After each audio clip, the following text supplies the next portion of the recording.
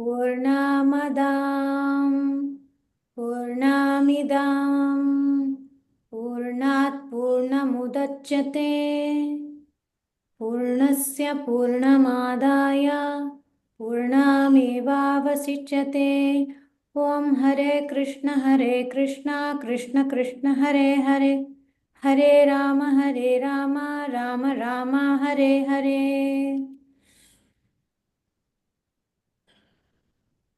Dear Shri Radha Madhava, Prahlad Nrsimhadev, Panchatattva, Jagannath, Baldev, Subhadra, Sudarshan Chakra, Guru Parampara, bless us as we enter into this new phase of self-development, growth, in this journey of discovering a tool that will help us in progressing in our Krishna conscious journey and also help others to progress towards theirs. Thank you so much for giving us the tools and giving us right people to help us in our self-development and self-realization. Hari Om Tat Sat. My dear devotees, please accept my obeisances. Vanchakalpatarubhyascha kripa sindhubhya evacha patitanam pavanebhyo vaishnavebhyo namo namaha. All right, so today is a special day in the history of Vaishnavis moving closer towards empowerment, freedom, and self-realization. So I'm very grateful to all of your presence. Aishwarya, Vrajmanjari Mataji, Doshna, Kundalata, of course, our special guest today. We'll be introducing her shortly, Veena Mataji, Audarya Radhika, Hare Krishna, Amrita Sundari Mataji, and Kruti. Hare Krishna. I am guessing, Kruti, you'd like to be called Kruti or Kumari Rani? Okay, Kumari Rani, of course, okay. Welcome, welcome. I'm so grateful for your presence because this is not just any seminar. This is yet another milestone in our journey that we've been sharing in this self-discovery growth. And for those of you who have been with me, which is most of you, throughout this process, right? We started more than a year ago with 12 steps. We embarked this superb journey, right? That was a super powerful, energizing experience. Then also we entered the War Within project, which brought profound shifts in our development. And we had the 12-step work it's ongoing, right? And the War Within is also ongoing. So going towards the direction of how to enhance this experience of living the teachings of Gita, living the teachings of Manashiksha. I was praying, to find one more tool to integrate these principles. And then my friend Rukmini introduced me to IFS, Internal Family Systems. And when I heard it, I was like super skeptical. And one of the things I told her is like, I'm never doing this. I'm never doing this. So there was like a knee-jerk reaction to this whole toolbox or this process.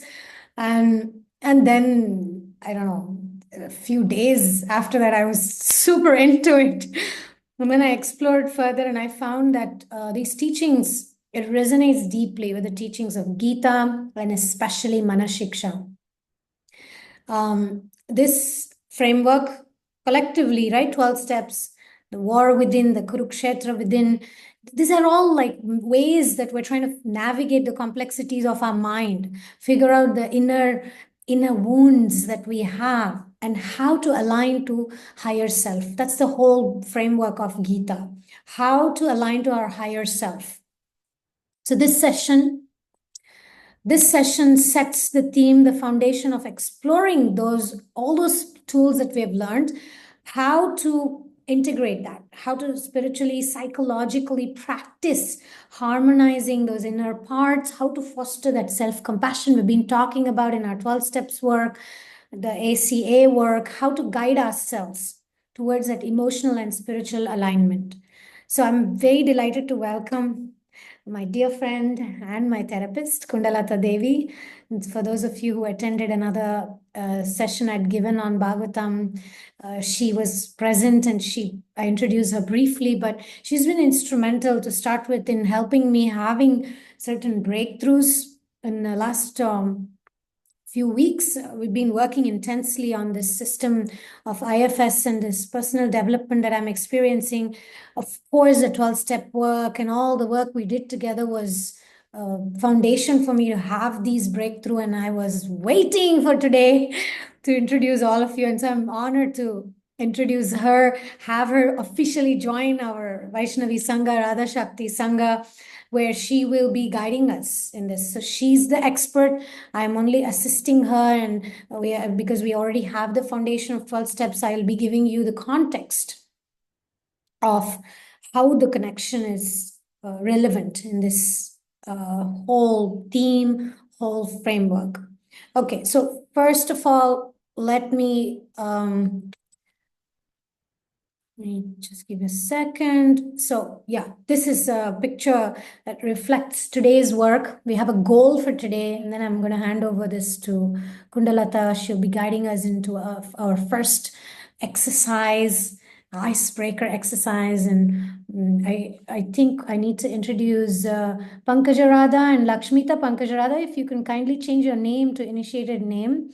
And Lakshmita, welcome. And Lakshmita needs to go at 8:30 or something. She has a doctor's appointment, but it's okay. You can watch the recording later, and we will follow through with you individually also later. So let me welcome both of you again. So this Bhagavad Gita, Manashiksha, 12 steps, principles being the framework, being the foundation for us. You will today learn how to align your inner journey with the spiritual principles. And today's goal, the goal of today's workshop will be mapping our inner world. Okay, so we need the expert to do that. So I'm going to hand over to Kundalata Devi. I can stop the share, so you can take over, or if you want me to, I can keep the screen on as you prefer, Kundalata. Oh, you can keep it on. It's fine. All right, over to you. Thank you so much for joining us and guiding us in this very, very hopeful tool and experience. Yes, thank you for having me. And I'm happy to see everyone because Sri Radha Govinda's had this idea for quite a few weeks. And she said, I have my top students, they're ready for this. So apparently that's all of you. So that's very promising. So just a quick overview of IFS in just a couple of minutes is that I explained a little bit in the previous Bhagavatam Zoom that Sri Radha Govinda did. But IFS believes that we all have many parts and they're all subpersonalities. So basically, oftentimes in Bhagavad Gita or in some other systems, we look at the mind as one big thing. And when we then have to deal with inner conflict, it can be difficult because it's hard to figure out what's really going on and it's hard to deal with that. So in the system of IFS, you've got the one mind, but you kind of zoom in and then you can see, oh, I have different feelings, different thoughts, different beliefs. So we're going to do this mapping exercise to get to know our inner world a little bit, just as a warm-up. So the idea is that all our parts are good. Sometimes some parts, they may not seem good because they're critical of us or you've got an inner voice that talks really negatively about yourself. But at the end of the day, they all have natural talents and resources, and we're born with them. But because of trauma or attachment injuries, they've shifted into roles that can sometimes be quite destructive. So back in that time when that happened, you're 6 years old, something happens. It was necessary for a part of you to take on that extreme role in order to protect yourself. But now that you're 20, 30, 40 years old, it's not necessary for those parts to do the same function, but they're frozen in that time. So basically, we've got good parts that are forced into extreme roles. So that's why sometimes we feel like I just can't get out of this thing. Like I get triggered when somebody says a certain thing to me. I always get angry or I get fearful or whatever the emotion is. And with IFS, there's actually a way to go inside to find out which part it is, which other parts of us are connected to that part, and we can talk to them. And it's very interesting. We'll do a demo at some point, either tomorrow or another time. Because IFS, it's really good and it's interesting, but more so than just a theory, you need to get some practical experience. Otherwise, you don't really, it's hard to understand how it works. So, and the ideas with parts, like if we have a critical part, the point is not to get rid of our parts. None of our parts are going to disappear. That's not the point. But we're going to transform them back into their natural states. So, and there are ways of doing that, healing them. Yeah, so that's in 2 minutes, that's the summary of IFS. So we're going to do one little exercise. You'll need a pen and paper for that, so you can take some notes. And what we're going to do is we're going to map our inner world. So we're not going to map our whole inner world because we'll never be finished. But what we'll do is you just think of a recent struggle, or you identify an issue that you've been dealing with. It can be anything. And then I'll give an example. Let's say you've been offered a new service. Someone has offered you, quite an important service. So then you sit with that and you feel into it and you feel, okay, so what am I actually, because you want to map out the different parts of you that are connected to this topic. So for example, you're given a new service and then you feel into that and it's, okay, so how do I feel about this? I'm actually quite excited. I'm excited about this new opportunity. So then you write down, you can either give them a descriptive name, so you can call it your excited part, or you can draw it. It just depends. If you're more visual, you can draw them any way you like, really. So you write down, I usually use descriptions. So you write down there's an excited part in me. And then again, you feel into it and then see what else comes up. And there might be something like, um, this is actually a big responsibility, and I'm not sure if I have what it takes to actually do this service properly. So there's a bit of a skeptical or a doubtful part. So you write that one down as well. Then you go back inside and you see who else is there, what other feelings or thoughts are coming up. And there are some that are more prominent, some that are quite obvious, that come up pretty quickly. But if you sit a bit longer, sometimes also you can hear a little voice somewhere that's deeper down, or a little feeling that's there, that's maybe some fear, like I'm not sure if this is the right thing for me. So if you take about, I guess, about 10 minutes, we can take for this exercise to really focus inside when you think about this topic that you're dealing with, and see if you can identify a few parts. If you only find one, that's fine too, but just see how you go.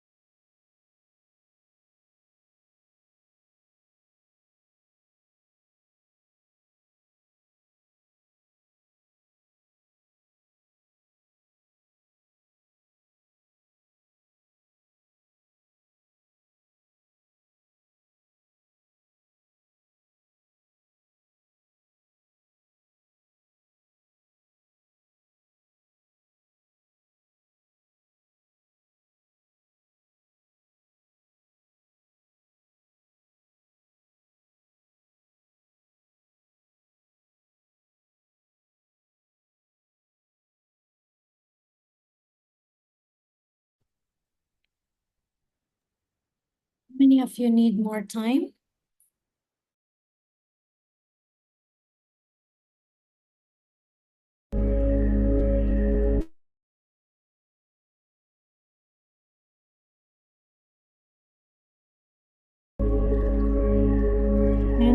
your hands, digital hands here, so we know who are done with the exercise.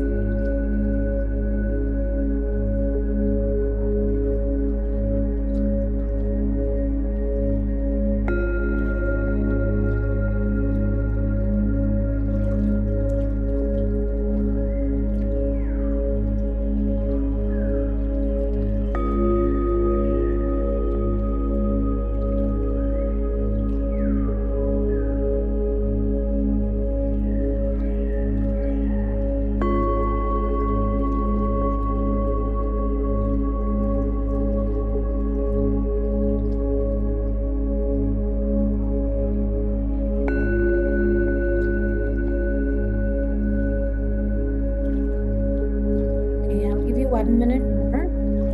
Just wrap it up. You can always take time to work on it later, turn it later. 1 minute, you have to finish writing whatever you're writing.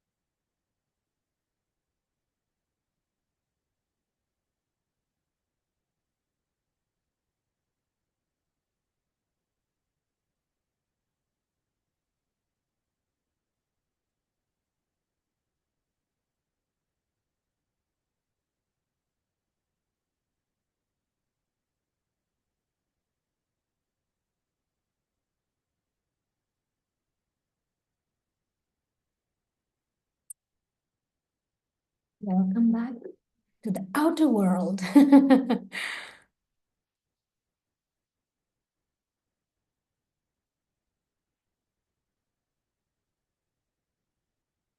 It's good to know nobody got completely lost inside and they're all here, they're open eyes and they're looking, so nobody had a catharsis experience and we didn't lose anybody. This was a very important exercise. Okay, Kundalata? Yes. So does anybody want to share their experience?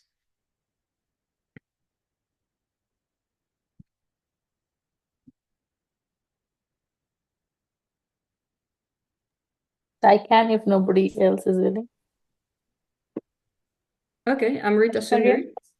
Aishwarya had her hand up and then Amrita Sundari. I'll wait. Yes, so I had written about service which was given to me to make a poster. I made an initial version of it, and there were changes suggested. When I was starting off with the initial version, I was excited, having this feelings that it's been long time since I did a poster, and then I was totally into it, like 2 hours into it, and not diverted in the flow, and then I completed it. But then there were some changes suggested, and they wanted to be completely shifted in the orientation. I made it portrait, and they wanted landscape, and I'm overwhelmed now. I don't know, like, if I'll be able to do it, because um, the layout which was set was more like a portrait one, and if I have to change it into landscape, then I have to change everything completely. So with that, I'm overwhelmed. But then there is this voice inside me which also says that I need to be and to inform that Mataji about it, and I need to be accountable. I need to get it done and all. There is this responsible side also. So that's it. Yes, so you identified about 2 or 3 parts, is that right? Yes, so one was the excited part, which was initially there, and then this overwhelmed part, which always says reasons and kind of procrastinates everything and just wants to rest or run away from things. Yeah, yeah, And the third one was the responsible part. yeah. So it's interesting, right? So you can see it's easy for us to also get inner conflict because there's the excited part that really wants to do this. But then there's another part that's like, oh my God, this is actually a big responsibility. And then another overwhelmed one. So then what do you do? Because you're one person, but you've got these little parts in yourself with different desires. So it can become a little bit confusing then what you're supposed to do or what you want to do. Do you feel like that? Yeah, the conflict is there. That's why I'm not able to do the changes suggested. Yeah. Yeah. Yeah, interesting. So when you map your parts, you can actually see more in detail what's going on. And then later on, we'll do that in another session probably.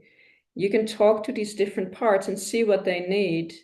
And they can actually, when we have an inner conflict with different parts, we can have them talk to each other also so they can work out something that works for everybody. So if it was just the excited part that takes the lead and just wants to get this done, then the overwhelmed one is not going to feel so good.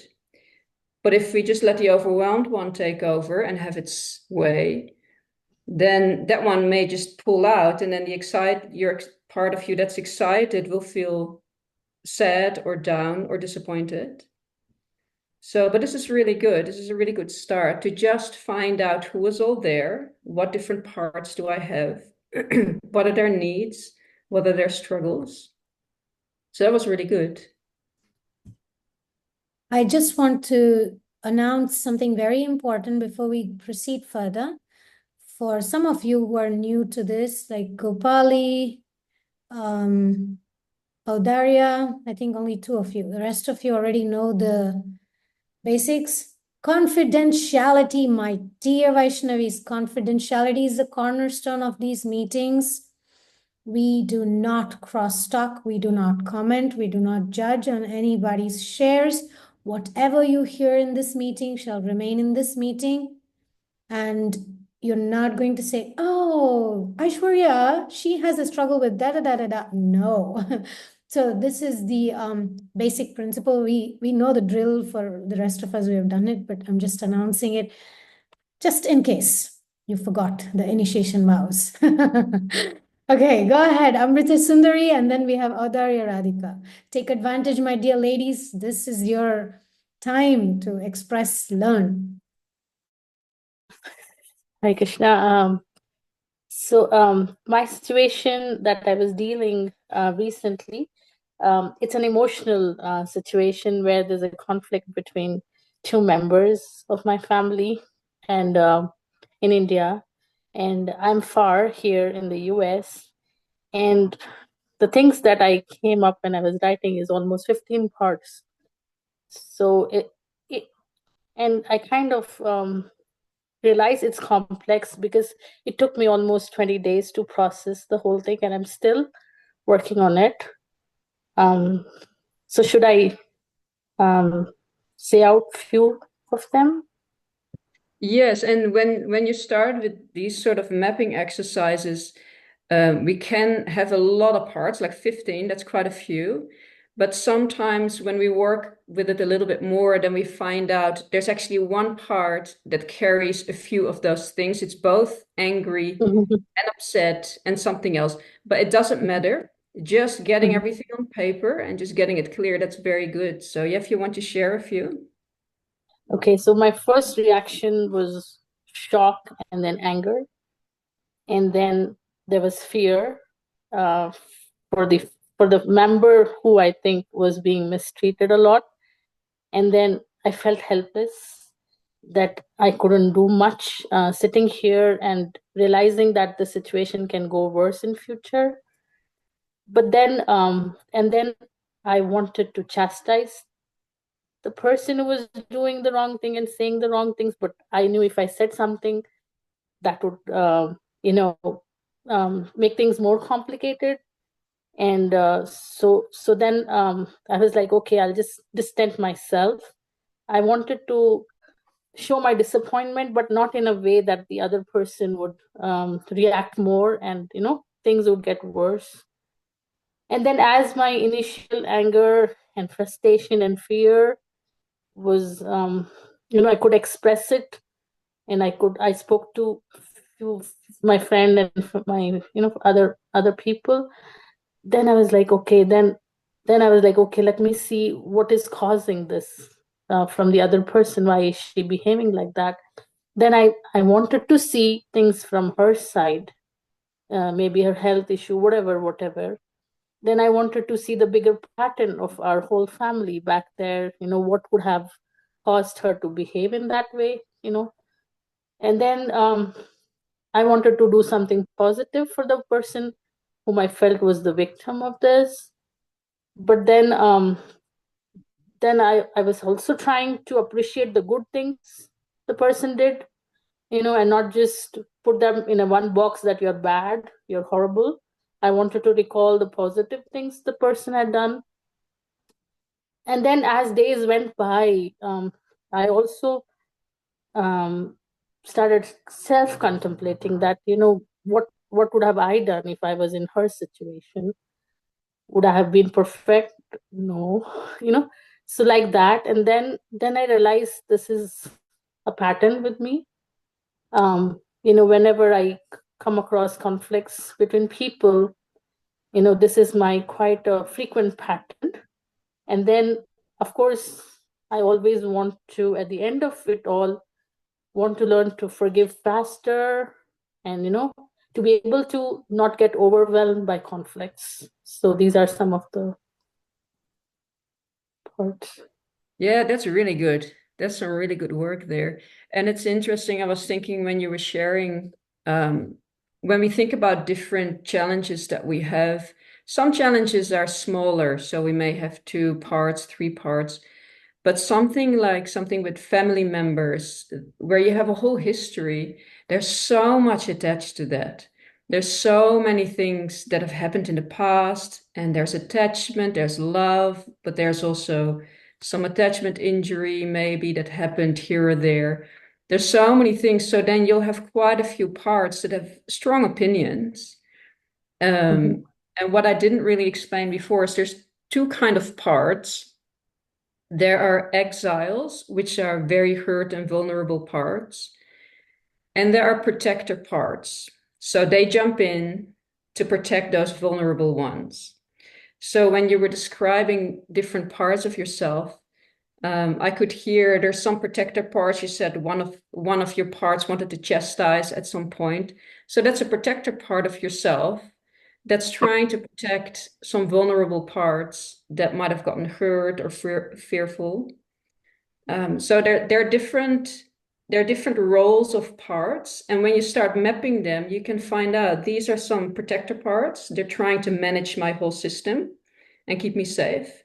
And some other parts, they're like little children. They're very young and they're very hurt with certain things that have happened. So yeah, so the more time we spend on this and the more we work with them, it becomes clear who is who and what is what. And there are ways to work with all of them, but especially when it comes to family things and issues that go back very far, there's a lot there. It goes very deep, and there's no quick fix for these things. But in IFS, we learn how to deal with these parts of us. And like you said, you have so many parts, and this one is thinking I should chastise, another one thought, was a bit more compassionate. So we can work with all of them and then bring more harmony inside without any of those parts really taking over. So you get more inner peace and less inner conflict. So yeah, but this is a big one. Yeah, talking about family issues, that goes very deep for most people. So very good. Thank you. Oh, Daria Radhika? Hi Krishna. So I think first of all, you were trying to say something, Shri Radha Govindaji, and you were on mute. Was that so? Just a minute ago? No, no. Okay. So I will go ahead and say that I think I've done this before without knowing that it was IFS. Um, Maybe dealing with 5 or 6 parts at a time, but today I found out that there are way more people inside me than there are outside me. And I had about 14, 15 of them, and then also 2 or 3 clubbed inside somewhere. And I realized too many opposing parts just tugging at each other, creating so much conflict. Some of them are stronger because of my repeated patterns of feeding them more, and a lot of negatives. But then I also see, like, within a span of 2, 3 months, that there has been some shift, which is taking me towards more productive and happy decisions.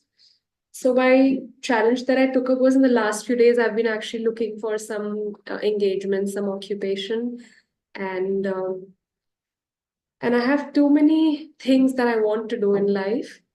There's a part that wants to be perfect. There's a part that has too much confusion. There's a part that thinks I can do all of these things at once. There's another part that feels I'm good at nothing. Um, there's another part that kind of reassures me that no, it's not all that bad, but those parts are still quite soft right now. The stronger ones, the dominant ones, are mostly the ones that are pulling me down: hopelessness, anxiety. But I did realize that there's just so much havoc inside that even if I don't do too much externally, a lot of energy gets drained by just this internal dialogue. So, so much work to do. Yeah, well, this is really good. And I like the point where I think you said some of them are clubbing together. Yes. Yeah, so that's a common thing, is that your inner world is called IFS, is internal family systems. So it's a whole family system. So just like in real communities, you get some people that are friends, some people might bully others, some people like can gang up on some others. So that's what happens inside also.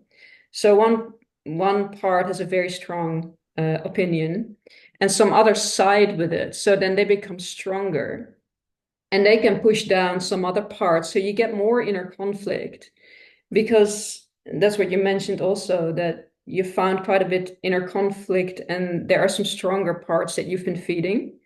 And that's very common. So in IFS, we try to bring more balance and harmony to our system, because just like in the real world, if there's a group of parts of us that is stronger, that gets more power, then naturally there are some other parts that are not very happy with that. So you've got those strong parts pulling on this side. They want something, they want a certain job or something. And there's some other parts that are like, that's not a good idea. So they start pulling on the other side. So the more one side pulls, the more another side pulls. So you get more inner conflict. So the way we deal with that in IFS is we build trust with the parts on one side, just like in like a family therapy session. The therapist builds trust with one person and then builds trust with another person. And then you let those parties talk to each other. And it's very interesting. There is one exercise, you might do it at a later stage, where you can have different parties talk to each other. And you're there, the self, so however old you are. I'm 41, so myself with a capital S is 41, so I'm the parent. All the other parts are usually quite young. So you let different parts in an inner conflict talk to each other, and then they find out that they have quite a few things in common, and they can actually work out amongst themselves how they can find a solution to the problem that works for everybody. So instead of one party pulling here, another party pulling there, and you just feeling there's all this conflict and I don't know what to do, there's an effective way in which we can work with this. But very well done. You have a lot of awareness, and apparently you've already been doing something like this, some of this work before. So I do have a question just now from what you said in the end. You said about balancing. So I was under the impression that when a certain side is, dominant, to go towards the other end of the spectrum might help. But I mean, just doing the exact opposite of what you are, um, just to kind of break the pattern, to break the chain. For example, if I'm experiencing a lot of self-doubt, I just need to practice jumping into situations. Does that work, or that creates more conflict? that will bring it off balance the other way then, because there's a reason for all of them to feel the way they do. So if you just jump to the other side, then this side is not going to be happy. There's a reason why there's self-doubt. So we have to deal with both sides. We have to see what the self-doubting ones need and why they're actually so why there is so much doubt, and we can help them and heal them and care for them. But then also the other side that wants to jump into things and wants to have more forward action, you deal with them as well. And sometimes you need to tone them down a little bit, because otherwise your system as a whole goes off balance. So just going to the other side, it will upset some other parts of you. So you actually have to work with both sides, see what they need, and care for both of them, and then it will become more harmonious. Thank you. You're welcome. Okay, so I just wanted to share a few points.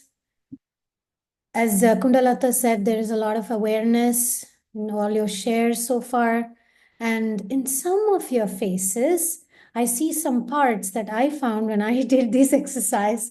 So I thought I'll share a little bit about that. So here is each breath is heavy, a struggle to survive.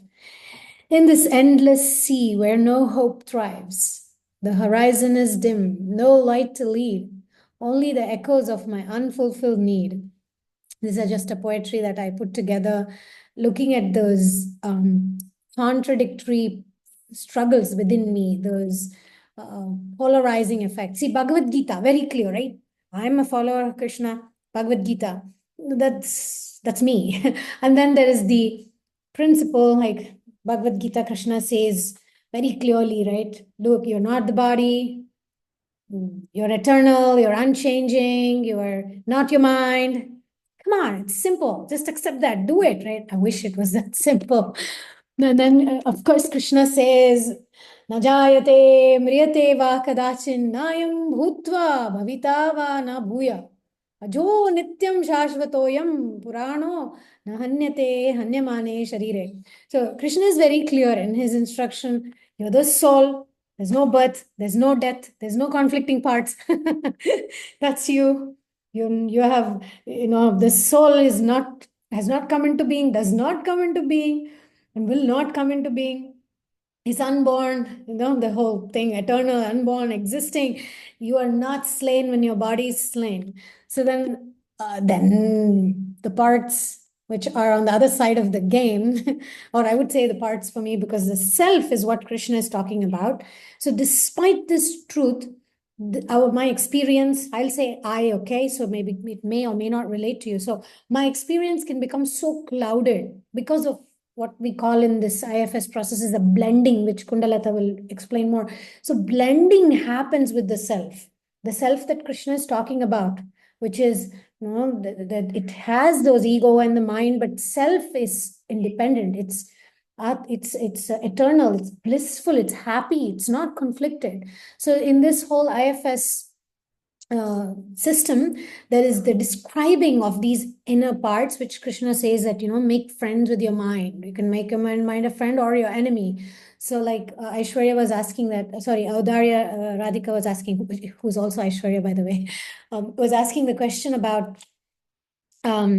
do I just go to the other side? But then what will happen? The other part will become the enemy, like Kundalata is explaining. So it's very important to identify, even with our small thoughts, small emotions, whether it's the project where, we feel powerless, we feel stuck, just to change or switch into something. The parts are at war. There is a Kurukshetra happening even with small things. And we discussed in our 12-step process how the powerlessness is the first step towards figuring out, towards mapping what is happening, describing what's happening internally. And like Kundarata was speaking about, there are two sides, right? There is the ones that are injured, wounded parts, and then there are the protector parts, which don't look wounded. They're very strong. Like one part that came up for me when I did this exercise for the first time was, come on, what is this whole process? It's just a waste. Just get to the chase, get to the solution. So there's that protector part, which is like, quick, what is the quick remedy here? And so those are like the protective parts, which they take up like a reactive role, but they're not me. That's not me. That's not the true self that Krishna is talking about.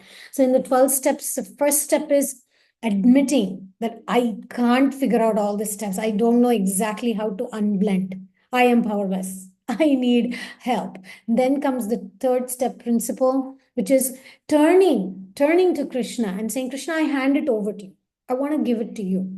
So that aligning is what is called the unblending. So the third step, what you have all done, you've all benefited from this. IFS is going to be like a new door within this third step of how to apply the idea of unblending from these parts that we see, and how to allow the self, the higher self, to guide us, guide through, guide, allow Paramatma, Krishna, to guide us. Because if I'm blended, when I'm allowing all these anxious parts. By the way, homework for all of you, if you've not done it, watch the movie called Inside Out for part 1 and part 2. It'll really help you to map your parts.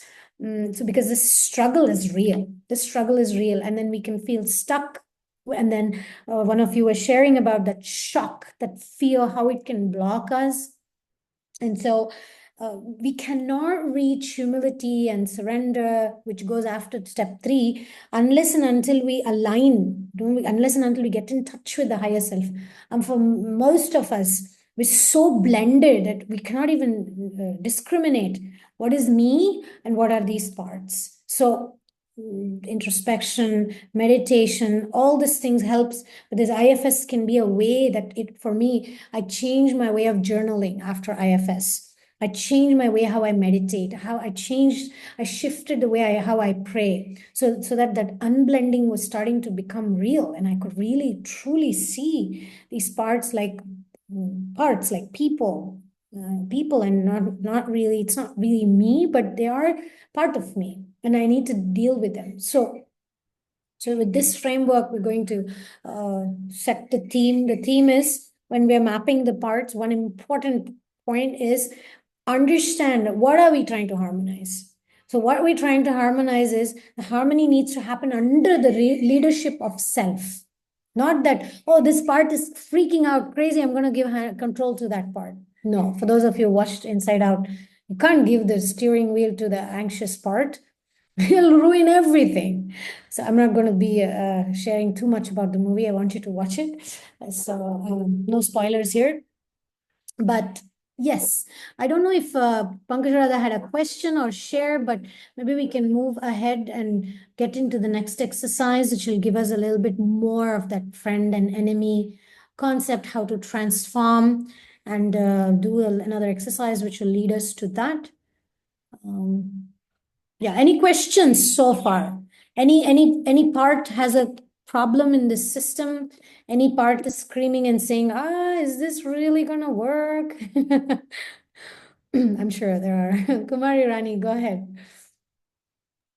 Maybe I'm jumping the gun here, but when Kundarata Mataji was saying about each part communicates with the other, I mean, how does this happen? Like this, is there a process to it, or like what does one do? Like if you can briefly just cover that portion, or if it's coming ahead, then I can wait. How they communicate to each other? Was that the question? Yes. Like there's a doubtful part, there's an excited part, there's one that wants to endure. And then, there are like this different parts that I don't know if I understood it right. So you said all of you you make them communicate to each other and kind of bring a balance between them. Yes, that's one of the things we can do. It. We don't necessarily have to work with different parts at the same time. Oftentimes we just work with one part at a time.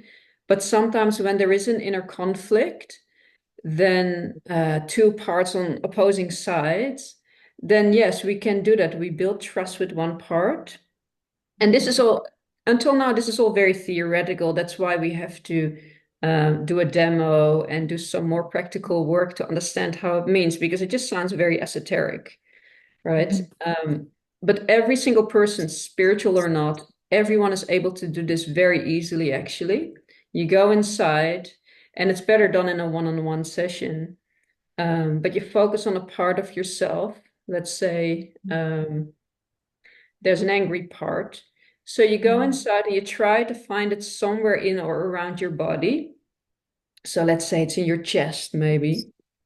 And then what Sri Radha Govinda was now talking about is, so this is not so much about parts talking to each other. We'll get to that because that's a separate thing that we don't always do. Usually we work with one part, and we can get into that a little bit later. Yeah, I don't know if that answers the question really. We're not Yeah, it always does. dealing with conflicts between parts. Sometimes it's just parts by themselves. Yeah, Okay. if I can add to your Kundalata. So basically, the self is capable of handling two polarized parts in conflict. So, in other words, it's not just a tool or a technique that we can just apply jumping, but it is a way with which, when the self is in the leadership position, when the self knows, okay, I want something to be done, but then I see these two parts. So, how do I deal with it? So, it's the self who does it, just to kind of summarize what I said. And yeah, it's a little bit of an advanced thing. You don't have to worry about it right now. You don't have to worry how to do that. How do I get it? It's a very organic process. See, the whole thing about IFS that I love is that there's not the like 12 steps, there is a lot of hard work. There's a lot of you have to remember the steps and but IFS is a little bit more organic. You just be in the present moment as the exercises are happening, as you get just be with yourself. It's so much more, but it requires some presence of mind, being mindful. It requires that, but it's not as complex as the 12 steps work. Because 12 steps, there is a little bit of, oh, which step should I apply in this situation? But this is like, just be present for what's happening for you right now. And so 12 steps is really helpful that it's prepared you to do this work more effectively, brings more awareness. Thank you.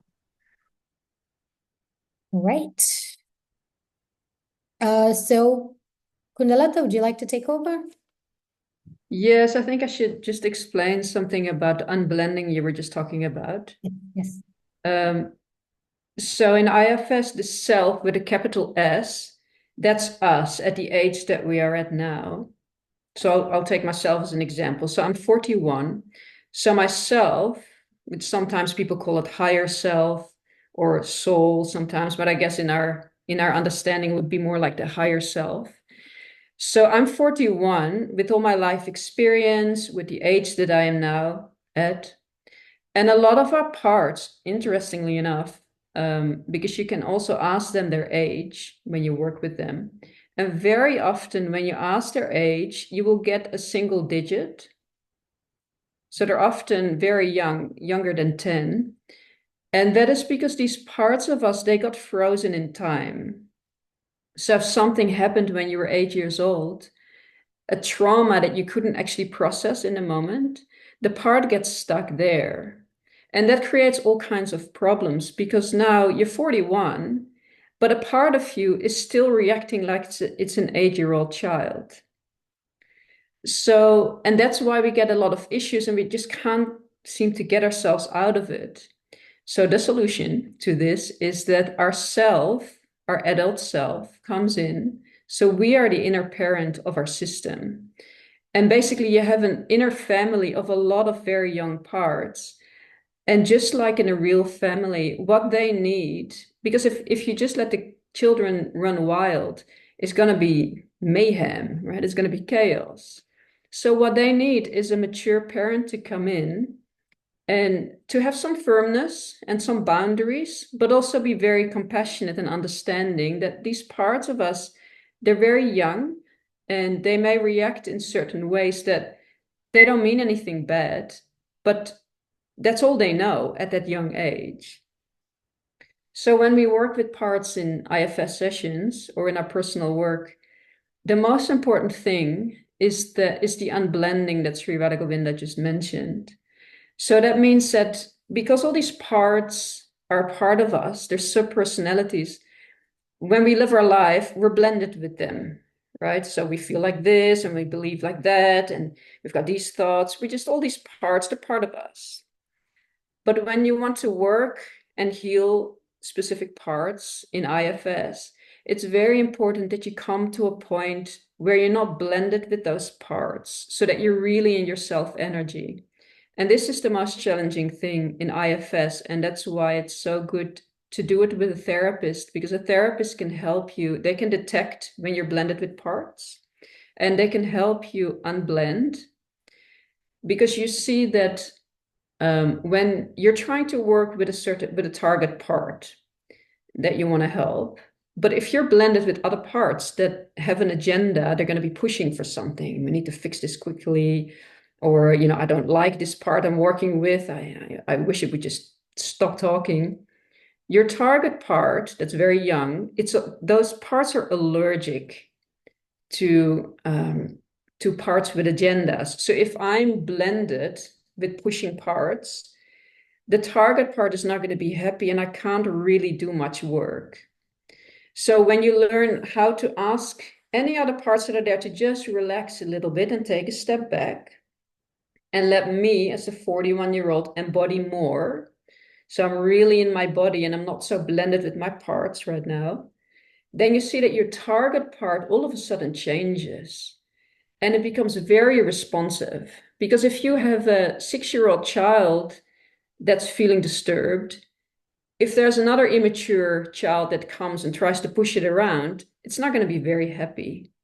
But if instead of that, you've got an adult coming in who's fair, who's compassionate, who's understanding, who knows what to do and what not to do, it's very calming for parts. So the power of this is really that when we work with parts in IFS, is coming to an unblended state. So you're really in self, and you'll notice it when you do some work with parts and you manage to really unblend, have all the other parts step back.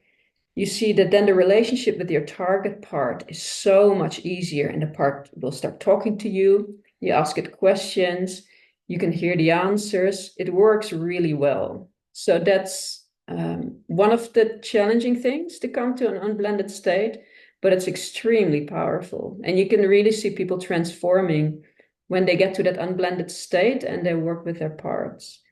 So instead of being blended with a part, let's say you're working with a fearful part, what we want to come to a place where we're not overcome with that fear. So we're not being the part, but we want that part to just take one step back. So there's a little bit of space between my 41-year-old self and the part, so that instead of being the part, I can now be with the part. And that's very powerful, because a lot of those young parts of us that are hurt and vulnerable, they're all alone. If you as the adult are not with them, they're all by themselves, and life is pretty difficult. But when you learn how to unblend, so okay, a family member said something to you and you got upset again, you're being that upset part, right? You're completely blended. But once you learn how to then go, oh yeah, hang on a second, let's go inside, find that part, that upset part, and try to create a little bit of space so that I can be with the part. And then just like with being with a young child, you calm them down, you talk to them, you give them a hug. You can see it in your mind's eye. And then that part of you can feel it because it's a part of you. When you see that part calming down, you calm down. So anyway, I can talk forever, but yeah. Yeah, good. So I just wanted to share this image we're all familiar with, right? Dehinosmin yata dehe kaumaram yovanam jara. And we also discussed in our 12 steps thing about the inner child, those concepts. And here I wanted to bring also the other side of the image here. This movie, right? The Avatar, if you watch the movie Avatar. So there were two connections I found. One was this harmony, right? Why this internal family systems. The name was a little bit misleading for me when I initially heard family. I thought it's something about I have to sit down with my dad and my mom and figure things out. Then unfortunately it's not like that, but it's exactly like Kundalata described, that I have to become that parent for my parts. I had to take responsibility. And there's this whole, that movie, right? There's the sacred tree, right? And then there's the interconnectedness of life. And so like that really related in my healing. I'm able to look at it like nobody is bad. No part in me is bad. Everybody is really struggling to try to do the best for me. And then in this movie, Avatar, this Jake Sully, right? He's struggling with his human identity. That thing like me, I'm struggling in this body as a woman and this situation that's not really even me. But then this roles that I play in different circumstances, pulling me in different directions. One side, I want to be the secure woman, feel comfortable. And then there's another part that's like adventurous, want to go take risks for the movement.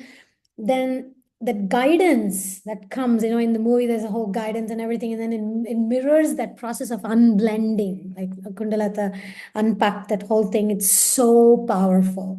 So when the unblending happens, then there's clarity. There's compassion. I liked how Amrita Sundari Mashaji, how that part of her came up, and she immediately was like, maybe the other person is going through this. That's the compassion part.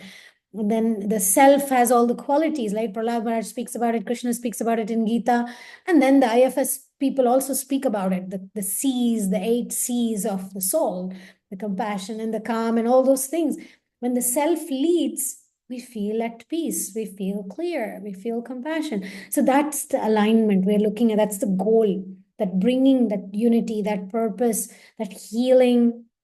And one thing is that this IFS work helped me to also see others through the lens of compassion. Like if I am able to balance my inner parts and I'm able to create some harmony with myself, it's so much easier to create it with others. But then when I'm trying it externally to create harmony with others, when I'm trying to understand why this person might be doing it without creating harmony with me, it becomes like an endless game. And then I realize it's not me that's jealous or that's angry. That's not even me. So it's really powerful. This process is powerful to detach ourselves from identifying with those emotions. And we achieved it in our 12-step work. We achieved that, handing it over to Krishna. And this one is like, whoa, every day you can clean your closet, so to speak. Veena Mataji, go ahead. Hare Krishna Mataji. Probably this question you'll be answering later. But so I was just wondering, you're saying we have to unblend and then we have to show compassion, love to the parts. So that means we are still blended with the compassion and the love and the happy parts, right? We are not fully unblended with everything. Because even compassion, love, even those are parts. No. No, so the qualities of the self, there are 8 C's. I don't think I can remember them all in one go. But the qualities of the self are the qualities of the soul, basically. So it's compassion, it's kindness, it's calm, confident, creativity. So the self or the soul or the higher self has these qualities. So it's not that the higher self or the self has no qualities. It has those qualities. So, and curiosity. So we'll do a little exercise and you can notice. So what we do is that the way to measure how much you are in self and how much you're not is we'll take a target part. So, and then let's say it's an excited part. You go and try and find it somewhere in or around your body, because this is just an easy way to work with it. Let's say you find it in your stomach. And then the first thing you do is you look at how you are feeling toward that part. So this already creates a little bit of distance between myself and that part. And so you really feel, how am I feeling toward this part? Do I like it? Do I dislike it? Do I want to make it go away? Or do I feel compassionate? Do I feel curious toward it? So if you feel anything other than compassion, curiosity, care, then it means there's another part that's blended with you, right? It's a part of you that doesn't particularly like it. So all we do is we ask that part to just give us a little bit of space, just take a step back. And then again, we see, how do I feel toward this part? So there might be some other parts jumping in, you ask them to step back, and at some point you will be unblended. And you'll know, because then when I work with clients, all of a sudden they will say, I feel really sorry for this part. I feel like I want to help it. I feel like, yeah, I feel compassionate. So that's the measurement. That's the measure of knowing now you really have a lot of self energy. So it's not that the self doesn't have qualities, but it's those specific ones of compassion, curiosity, confidence. Yeah, just to add to that, it can be very dangerous to consider those qualities like Satchit Ananda, if you want to remember the qualities of the soul. It's Sat, it's eternal. Chit, it's intelligent, right? Wisdom, intelligence, clarity, all that comes under the Chit. And then there's Ananda, there's bliss, there's happiness, joy. So if we don't see that, then it becomes impersonalism. And we are not like just some light that will merge into. We are souls. Prahlad Maharaj is speaking about that, how the soul is calm and peaceful and happy and joyful, which Hiranyakashipu was not. So he was compassionate towards his father. So yeah, so I just wanted to make that distinction, that personal and impersonal understanding would go, hey, just become detached, don't be happy also, don't be compassionate also. That's a little bit impersonal thing. No, we want to be happy in service of Krishna. We want to be loving. We want to love. And then also another important point is that there's a difference between feeling sad in separation from Krishna than the sadness of the material world that we experience. Sad because somebody has a better looking car than I have. You know what I mean, right? So so there's a basic distinction here of Gita, understanding of self in Gita, and then of course the three modes, which I don't know if we have time today, but that's a last section of today's topic that we'll get into it probably, right? Kundalata, should we do the exercise first and then get into the three modes thing? Yeah, sure. Okay, go ahead. Okay, so I already explained it a little bit just now. But everyone will need to pick a part. So of all the ones that you identified earlier, just pick out one part that you would like to get to know a little bit better, and don't try and pick one of the more extreme ones. So if there's an angry one or very upset one, don't pick them. Pick a lighter one, an excited one, or someone that's a little bit easier to work with.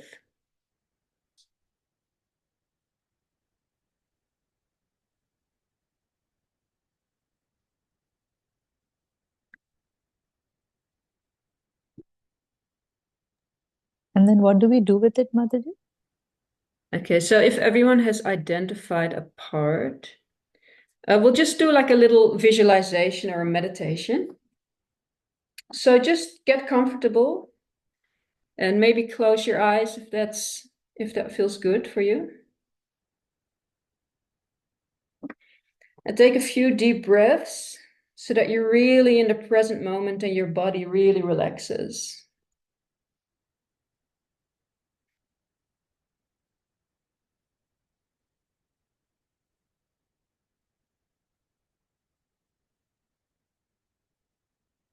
And now you can picture yourself in a calm, peaceful place.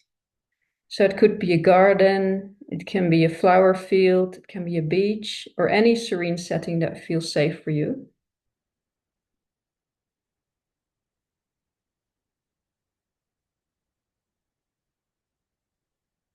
And now imagine a warm, gentle light glowing in your chest.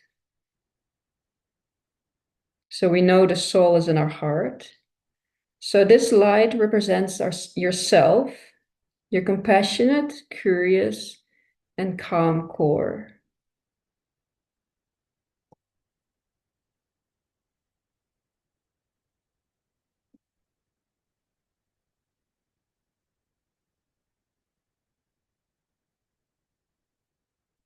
And now bring to mind the part that you just identified that you would like to get to know a little bit better.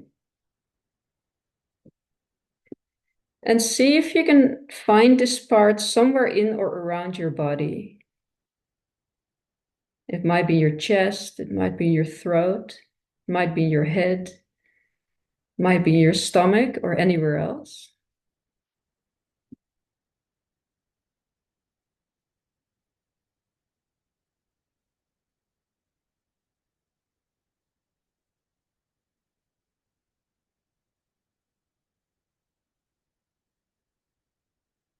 And as you focus on that part, just see how you are feeling toward that part.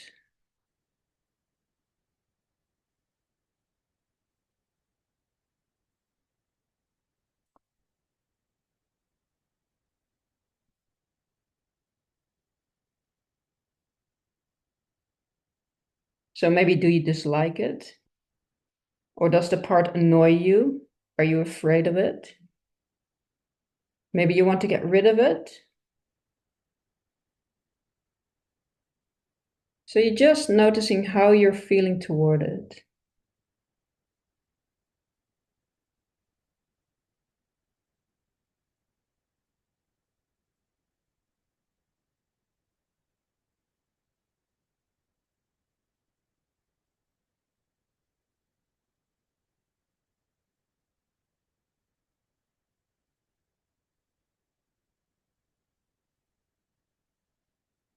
And if you feel anything besides a kind of openness or curiosity toward it or compassion, then ask the parts of you that might not like it or are afraid of it or have any other extreme feeling about it to just relax inside and give you a little bit of space to get to know your target part without an attitude.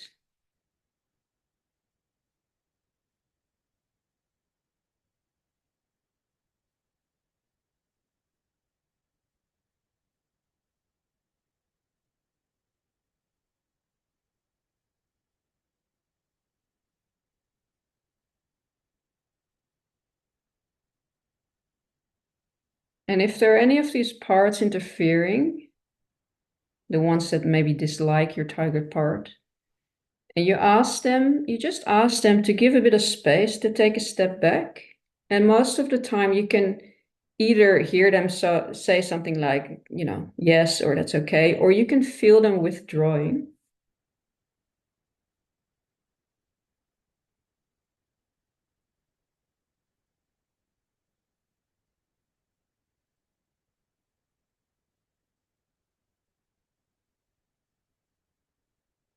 And then focus again on your target part and see how you're feeling toward that part now.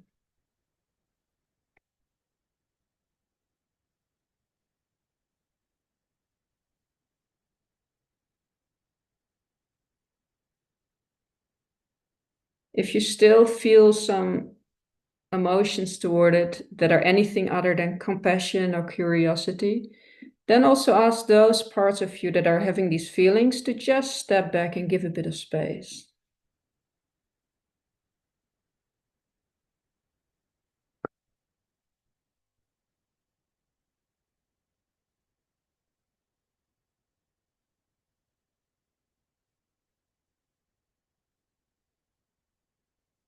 If you can't get to that curious place or that compassionate place, that's okay.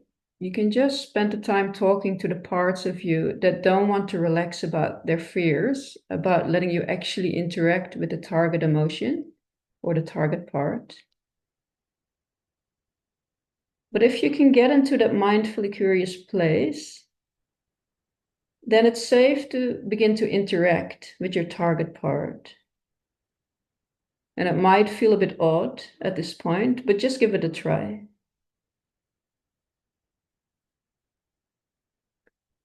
So when you focus on your target part, just ask if there's something it wants you to know. And then don't think about the answer, just wait and see what comes. If no answer comes, that's fine too.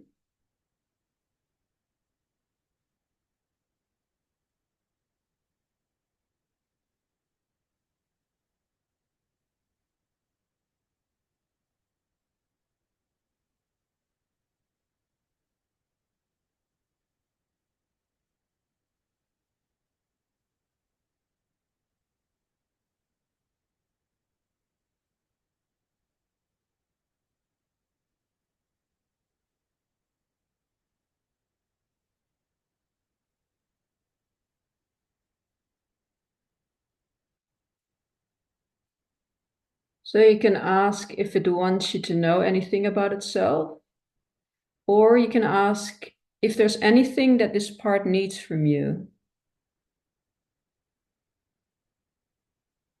And again, don't think about the answer, just ask the question and just wait patiently and see what comes up.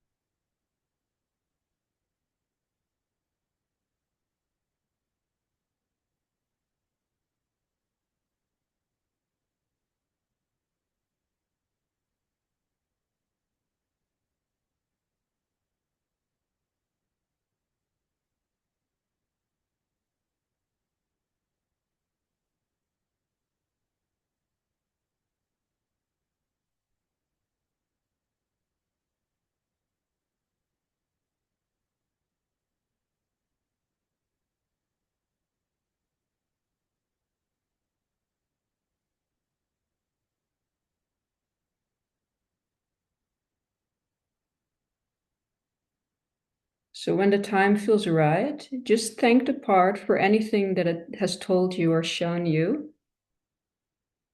And let it know that at a later stage, you will come back to it and talk to it again.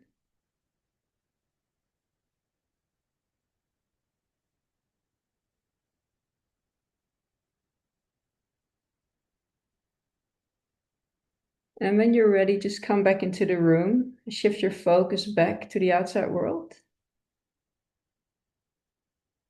And when you're ready, just open your eyes.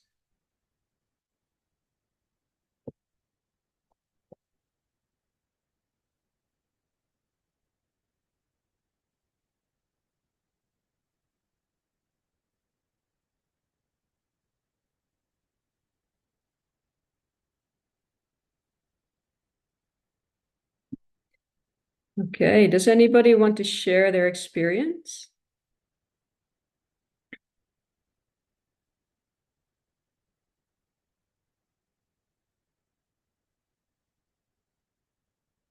Veena first and then Gopali.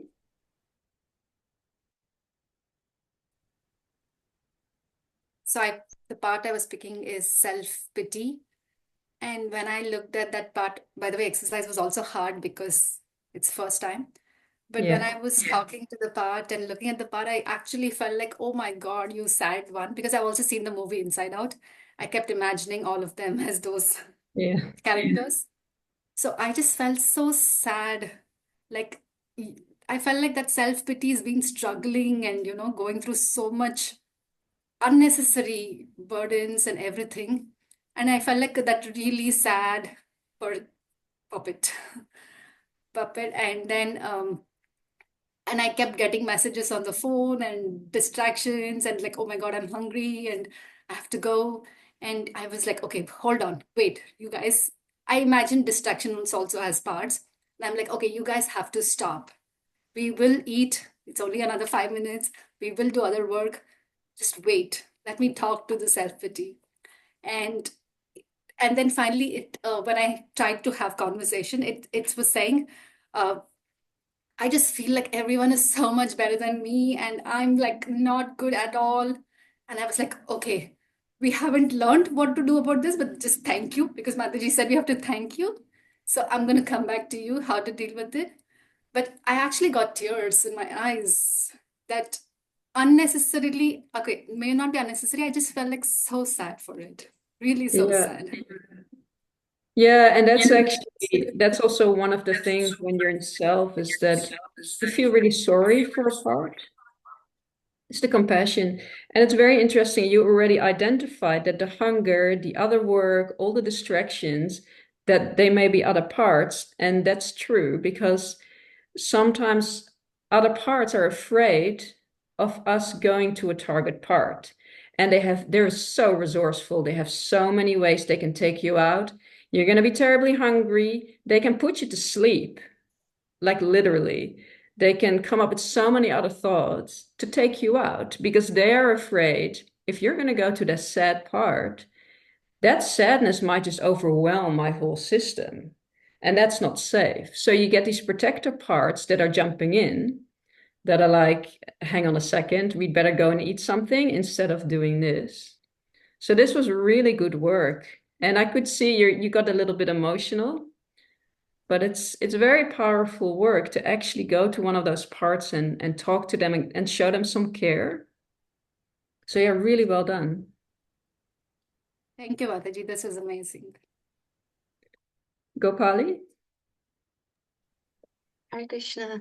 I really enjoyed this exercise. So the part I chose was I have this enthusiastic, joyful part of me that I at first thought was quite new, but then during the session I actually realized the part's been there like all along, which was actually quite nice. So when you first said like asked us like how is this part, like how do we feel towards it? So I immediately felt like gratitude and relief because when joy comes, that enthusiasm for life, like it's like whoa, yeah, okay, I can carry on with this. And then you asked us, are there any how does the rest of the body kind of feel towards it? And then so I felt the joy in my heart, and then right underneath it I felt this like immense fear toward the joy. And then I was like, and then I asked, you asked what is the joy trying to like kind of tell us? And then I just felt like that kind of conversation was that I'm scared that the joy is just gonna like leave and it's not gonna like kind of come back. It's just gonna like kind of go away. And then I was trying to like, console the fear like a little child. I'm like, it's okay, I can like leave you. But then the fear moved into my heart, which was just like really weird for me. But then as the conversation was going, I felt like another kind of voice just saying like, actually, like this joy is who I am. And it's like it can't leave, it's like, where's it going to go? And then I just felt like it was sending me all these memories that it's been there this whole time, like years ago in my childhood, that it's like actually it's such a big part of me, but that because I'm like scared of the fluctuation of emotions, that I kind of push it away because I don't want to get like too comfortable with that. But actually the joy is telling me, it's like, hey, actually this is who you are, you have to just like let me be here. And then when you asked again another time, like, what is it saying or something like that, then I felt like it was what is it asking for? And it was asking me to trust the joy and to accept it. And so I feel like I'm gonna write that down somewhere. Yeah, that's really good. And so you can see it's actually very easy to get in touch with your parts, with your different parts, and they interact with each other. So this was really good. And yeah, so then something like joy, there can be some other parts that are afraid of the joy or that the joy is going to disappear. So you can work with those fearful parts also, that they don't need to push the fear away, or they don't need to be so anxious and hold on. And that way, with working with all of them, and they tell you, if you want to know anything, you don't need to think about it, you just ask your parts. And if you are in self enough, they will just tell you. The parts can tell you everything, so all you have to do is just ask the parts. So well done. Yeah. Thank you.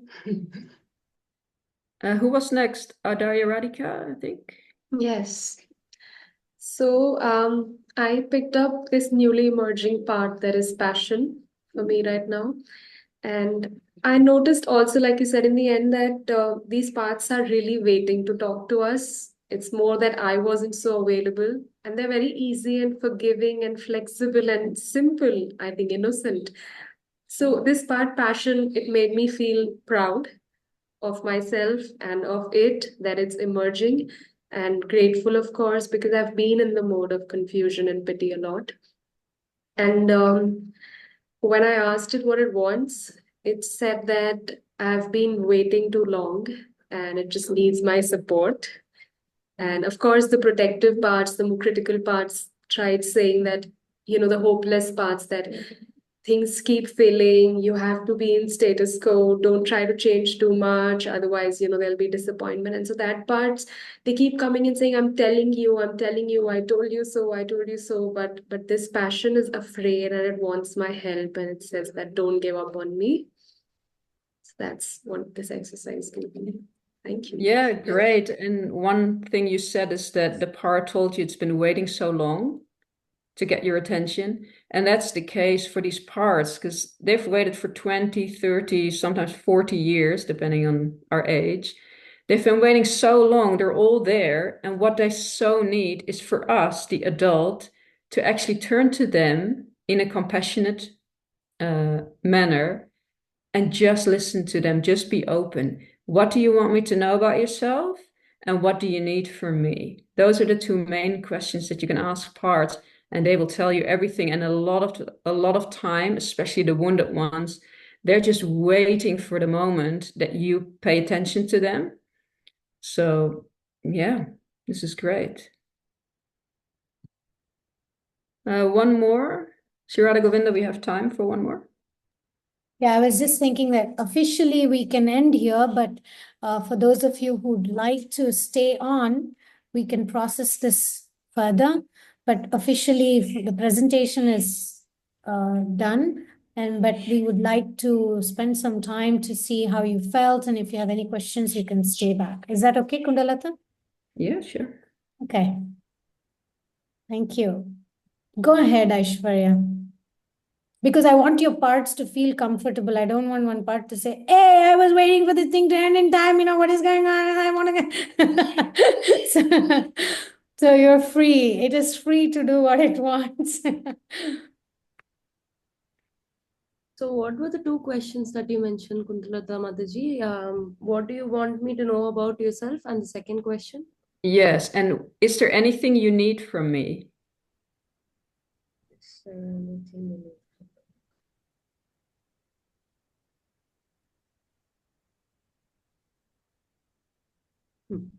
Okay, going on with my experience.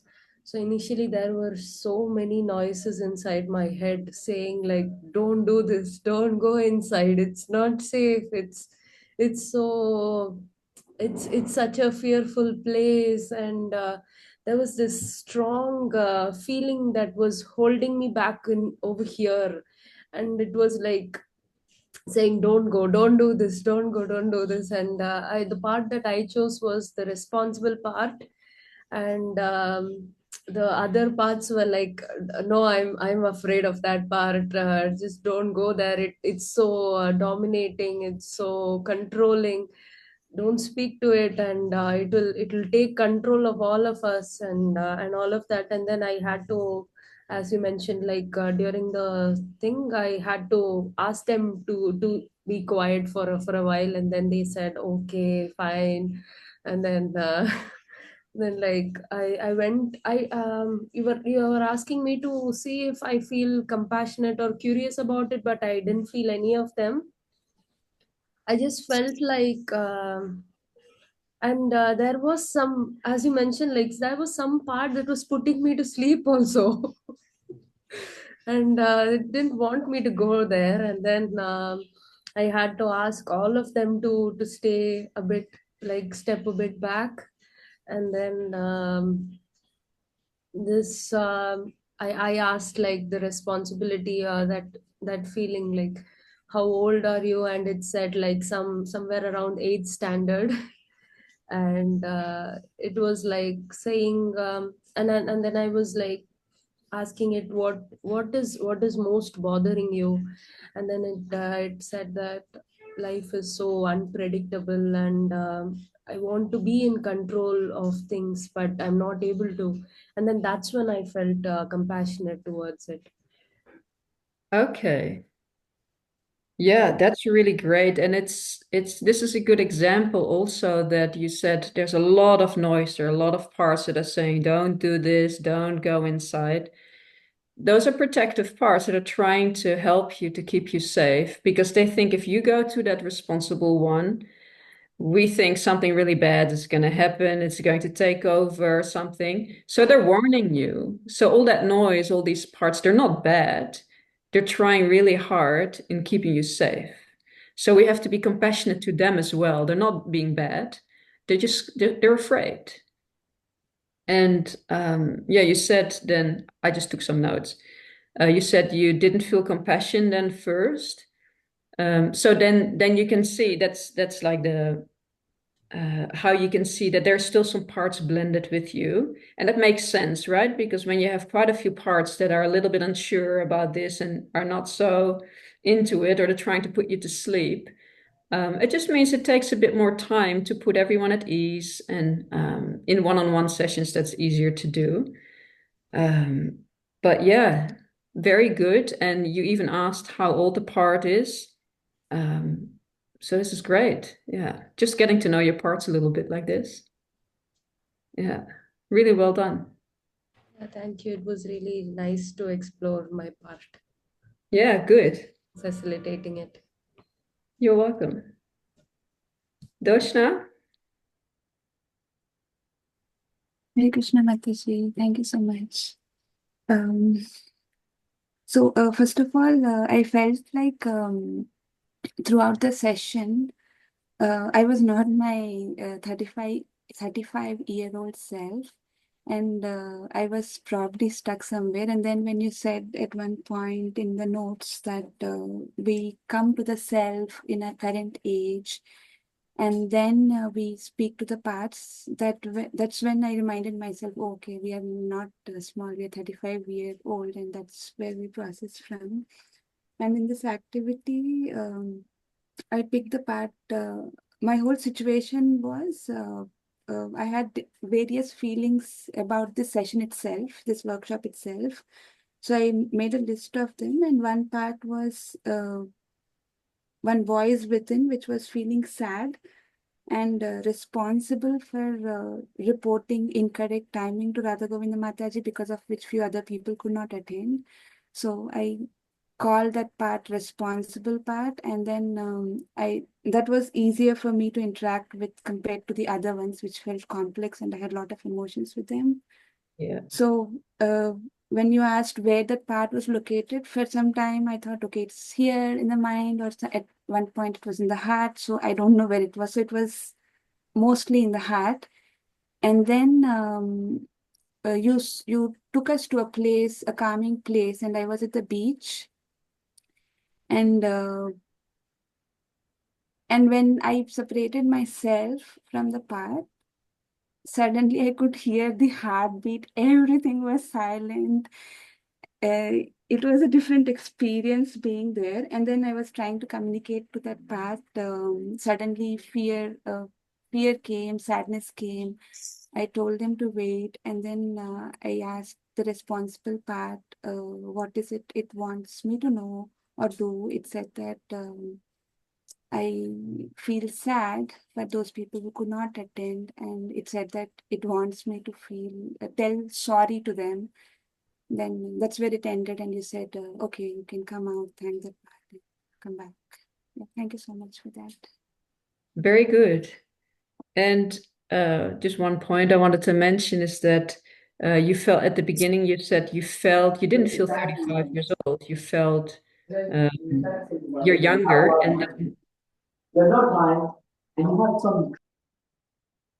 and then you reminded yourself that you're actually 35 years old. So this is really good because that's actually you talking to your parts directly without really consciously doing it, but telling your part, hang on a second, I'm not 8 years old anymore. I'm actually 35 now. And then oftentimes parts will go, oh, oh, okay, yeah, I guess we know this, but it's a good reminder because otherwise they're just stuck in the past. So yeah, very well done.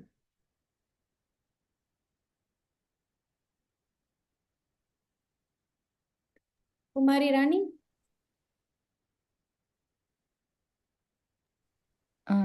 Yeah, I had a question about the whole when I was doing meditation.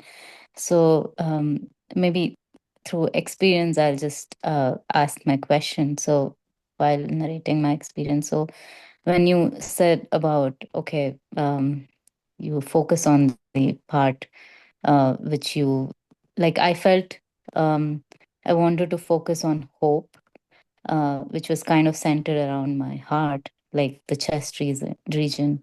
And then there was the when you said, okay, you want to talk down those other parts that are kind of, like when you try to communicate with the hope part, there were other things that were kind of like, um, kind of waking up, more like fear, which was felt in my stomach. And it was like a constant knock on the door. Like you want to talk to somebody, but there's somebody knocking on the door.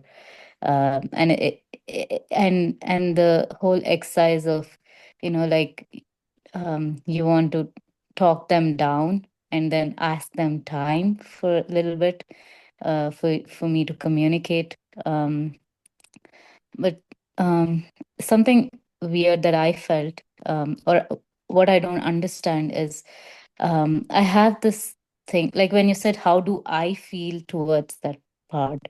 There was this craving to embrace it, so how do I understand that? And then quite a few times you said, even though you feel compassion and curiosity, you want to pause that for a bit and then try checking, like, kind of compose yourself and push that as well away from you, like the part itself, the target part. Like I was I kind of wanted to just hug it and then become like one with it. But Yeah. then I had to like compose myself and then push it a little away and then, start talking to, what is it that you want me to know? It was hard. There's this, like in my stomach region, there was a lot of this, it felt like something that's coming up. It was like, okay, don't go towards that hope. It's, you're going to embrace it. It feels foolish. That's not what life is going to be.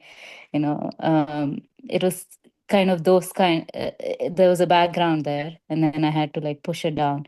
So and then when I asked, like, what is it that you want me to know, is there was this very stark a reply after, like, for a bit, till the time I was able to like balance my emotions. That's when I heard it, that you will be happy. And then there's the other question when you said, okay, what is it that you want me to do?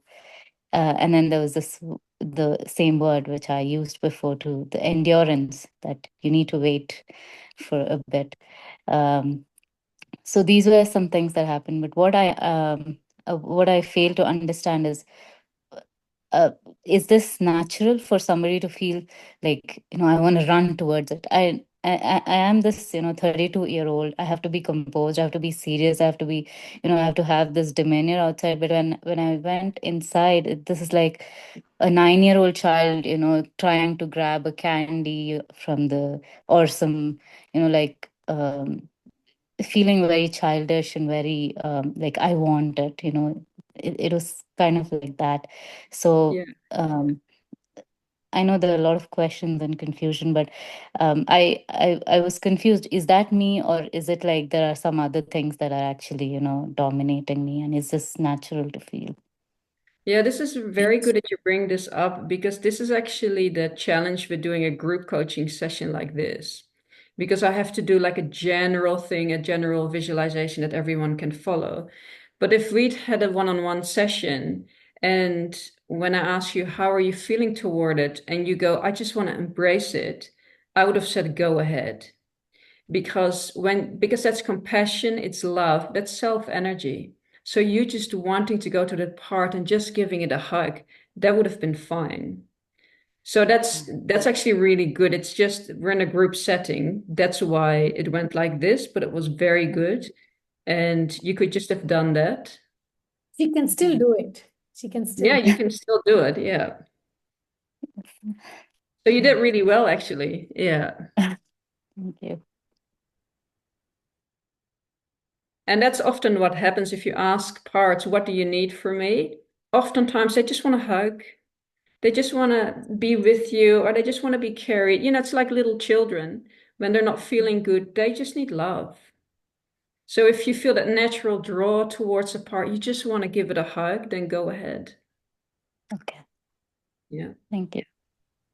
Well done, ladies. You all did a how do you say fabulous job? But I like the word fantabulous, because I must say you surprised me. I knew you're all very qualified, capable, but you really made me very, very glad that we're doing this. And I just want to say, these sessions are super expensive. To get this done in a professional world, to do this, you have to pay a minimum of, like me, I was in the initial beginning sessions. It was like $108 per session. So what you're getting here is very precious. And we are actually like a team, we are building this Krishna conscious principles into it. And one thing I really find effective with this system is that I can always go back to these parts. It's not like any other therapy session. Oh, I missed on it. No, I can always go back to the parts. It's with me. I don't have to depend on others to validate me. I found a tool to validate, give that part of me which was longing for that acceptance, for that hope, for that right knowledge. Like Kumari Rani, we were discussing on another occasion how the parents have given us wrong statements, which that little part still believes. But oh my God, I could go to that part and say, hey, you know what? This is what we believe now. And that part just felt so liberated. So it's just that it's so magical to just go spend time. So looking forward, I hope you're looking forward for tomorrow's session. Do some checking in, do some journaling. Okay, do whatever comes up for you, do it. Bring questions for tomorrow. And Kundalata will be giving us more knowledge on these types of parts: firefighters, managers, protectors, exiles. So there was a lot to learn, and it's very, very deep. Thank you. All right. Anything, Kundalata, would you like to have closing statements for today's session, please? Oh, I'm thinking about so many things that I could say, even something you were just talking about, and now I forgot, but there's always so much more to say. But just one thing that you mentioned now is that what's so good about this therapy model is that it's not so much dependent on the therapist. It's actually very much empowering for the people themselves. So when you do an IFS session, I might guide you, go and find a part and how are you feeling toward it. But at some point, everybody's self knows how to heal their own system. So at some point, the therapist can take a step back, and the self of the person, you instinctively know what to do with your parts. You know which part comes up. Like Kumari Rani, this part comes up, I want to hug it. You just have to give it a hug. You know intuitively what to do and how to heal your system. And so this is not just having a therapy session once a week or something, or once a fortnight, but in between sessions, it's very important that you check in every day if you can, at least for like 5 minutes. You just go inside and ask the parts you've been working with, is there anything you want me to know about yourself? Or do you need anything from me? So just by giving that attention every day, just a little bit, you build trust with your parts, because just like real children, they need to build trust over time. So if you're consistent in showing up for your parts, you give them attention from a compassionate place, your whole system starts to build more trust that you're actually serious about this and you're actually going to look after them now. Because they've been on their own for so long because we had no idea how to deal with our parts. But if you can turn to them once a day, 5 minutes, 10 minutes, and just check in with them how they're doing, that will go a very long way. Thank you so much, Kundalata, for giving your time, your energy, your expertise. And see you all tomorrow. Take care. Love your parts. Hare Krishna. Love your parts because Krishna loves you as you are. Hare Bol.